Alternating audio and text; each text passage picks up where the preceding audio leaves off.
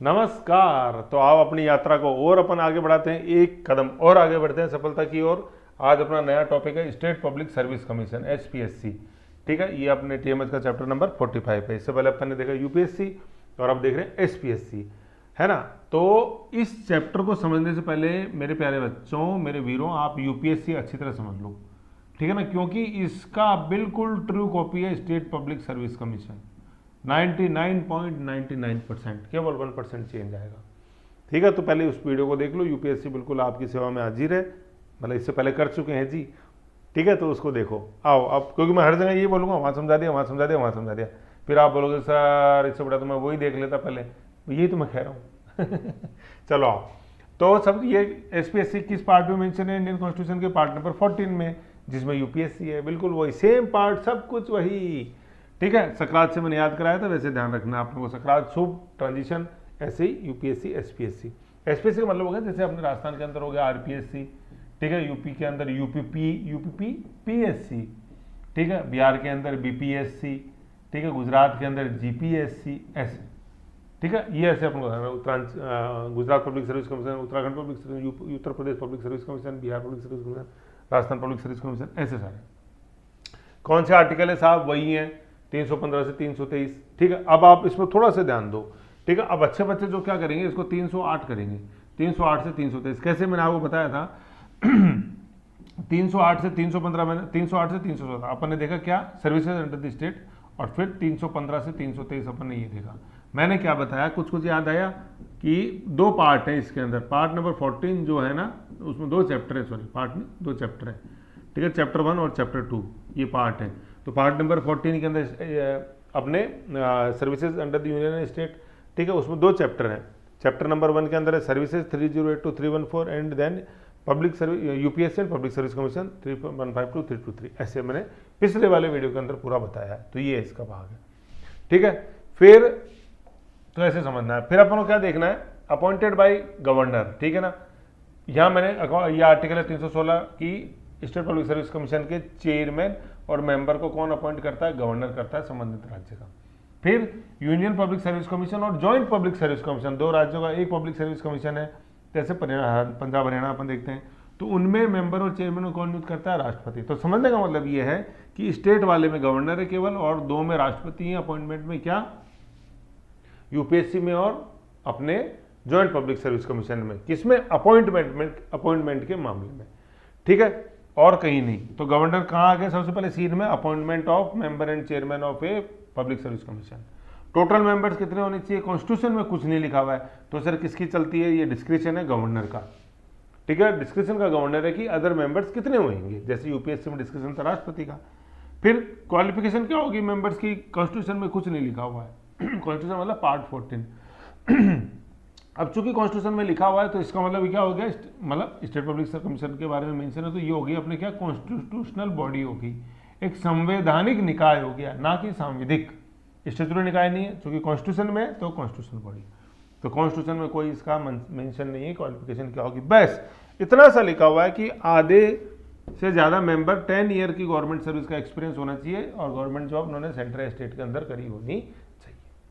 ठीक है, आधे से ज़्यादा, बस ये क्वालिफिकेशन है। सेम जो यूपीएससी के अंदर मैटर था वही। सर्विस कंडीशन कौन डिसाइड करता है? गवर्नर करता है। फिर एक अच्छा केस लॉ यूपीएससी अपने सुप्रीम कोर्ट का, उसमें ये बताया गया है कि ब्लाइंड पर्सन भी एलिजिबल है मेंबर और चेयरमैन के। ठीक है, सुप्रीम कोर्ट ने 1993 में वर्डिक्ट दिया। ठीक है, ये ब्लाइंड का ध्यान रखना। फिर टेन्योर कितना होता है जी? 6-62। ठीक है, 6 साल या 62 ईयर एज हो जाए उनकी, जो भी पहले हो। यूपीएससी के अंदर ही ये था 6-65। ठीक है, और वो जो वहाँ है ना सिस्टम, वही बिल्कुल यहाँ लागू है, फ्रेश टेन्योर वाला।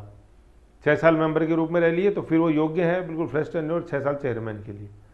रिजाइन किसको देते हैं? गवर्नर को देते हैं। ठीक है, देखो ये रिजाइन लिखा हुआ है यहाँ पे, रिमूवल नहीं लिखा हुआ, ये समझो आप।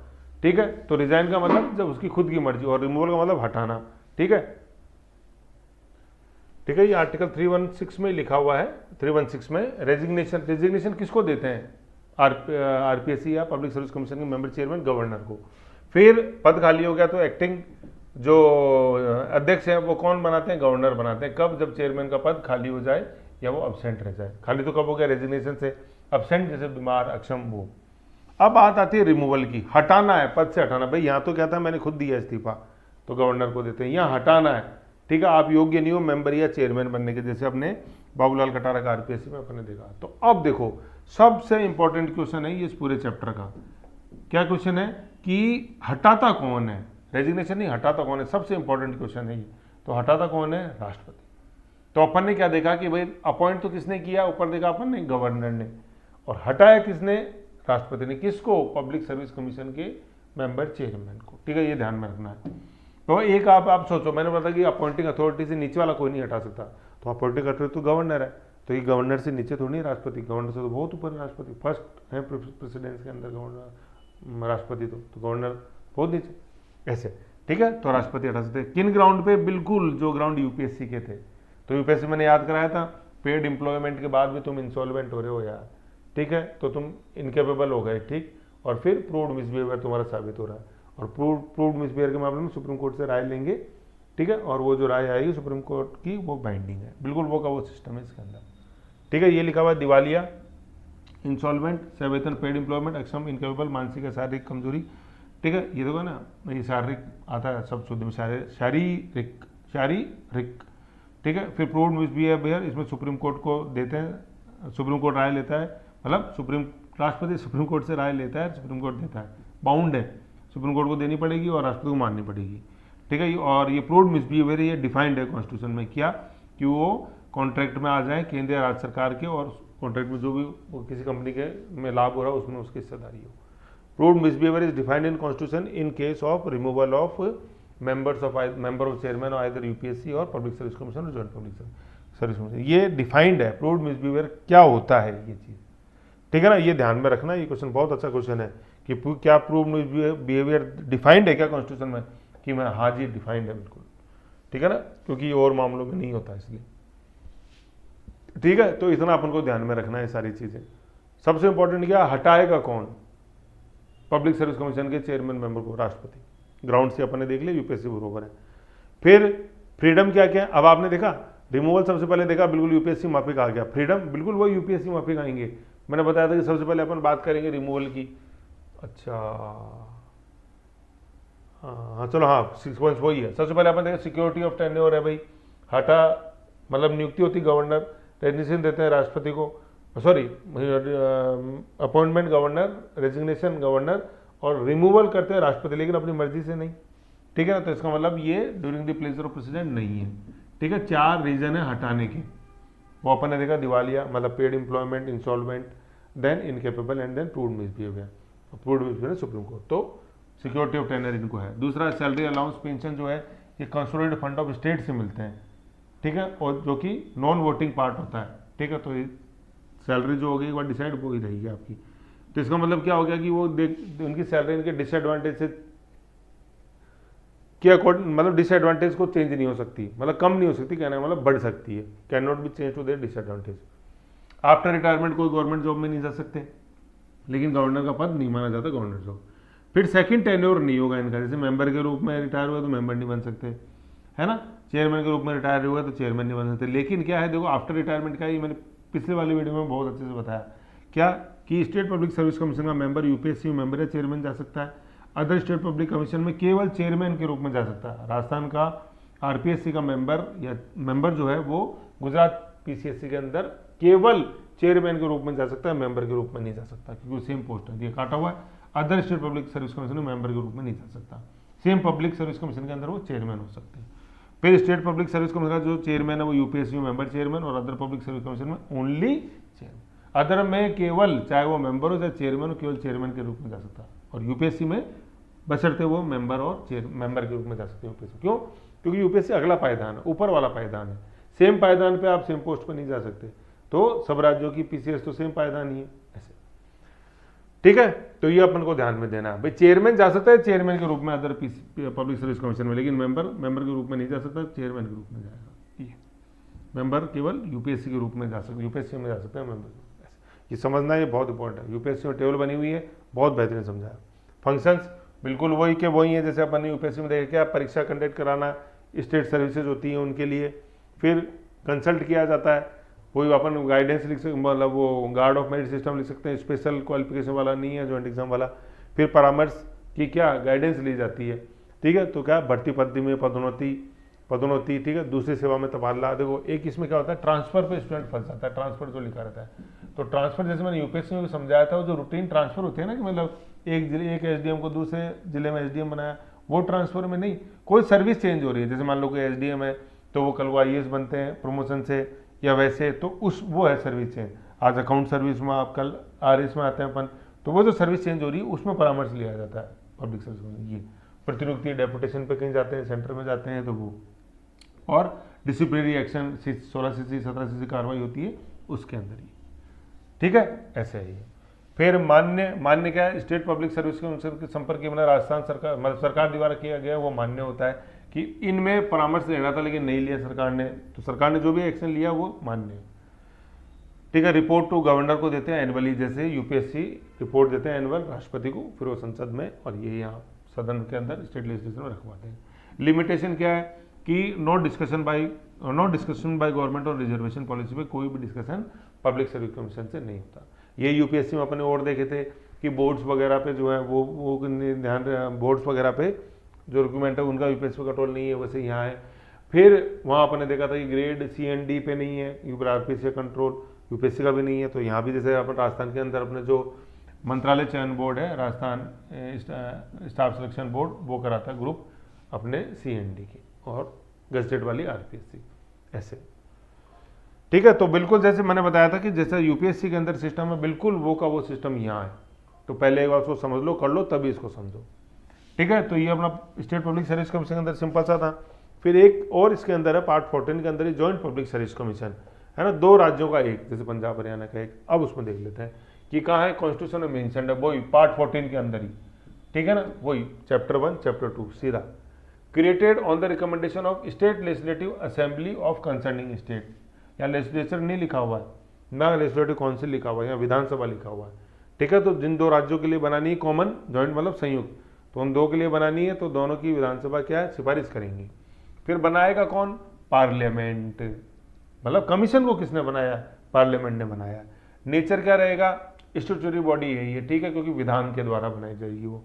ये कॉन्स्टिट्यूशनल नहीं होगी, क्यों, क्योंकि constitution, because it is constituted by the act of parliament. देखो समझो, कॉन्स्टिट्यूशन के अंदर तो ये लिखा हुआ है कि संसद 2 या 2 से अधिक राज्यों के लिए संयुक्त पब्लिक सर्विस कमीशन बना सकेगा जब उनकी विधानसभा सिफारिश करती है संसद को, ठीक है। ये 2/3 वोटिंग से आता है, रेजोल्यूशन संकल्प भी है, ठीक है, ये लिखा हुआ है। अब उसके अंदर ये नहीं लिखा हुआ कि किन 2 राज्य है, राजस्थान गुजरात पंजाब हरियाणा, कुछ नहीं लिखा हुआ है।